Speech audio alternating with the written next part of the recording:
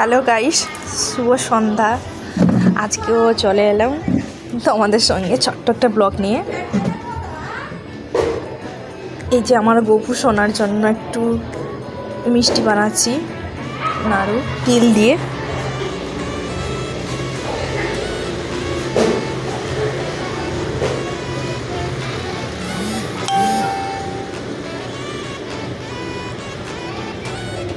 আমার বোন আর আমি দুজন মিলে মিষ্টি বানাচ্ছিলাম।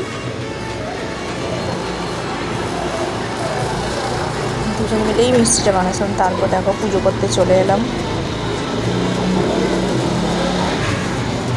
আমি গপু সোনার কাছে আমার মনের কথা বলে খুব শান্তি পাই। তো কি সুন্দর দেখো, মুখটা কি হাসি হাসি।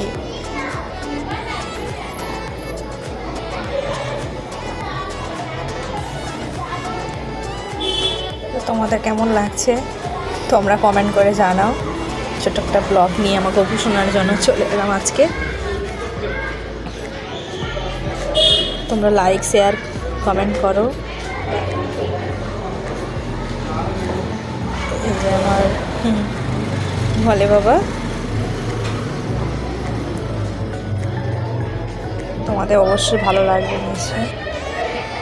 বাই, পরে ব্লগ নিয়ে আসবো। বাই।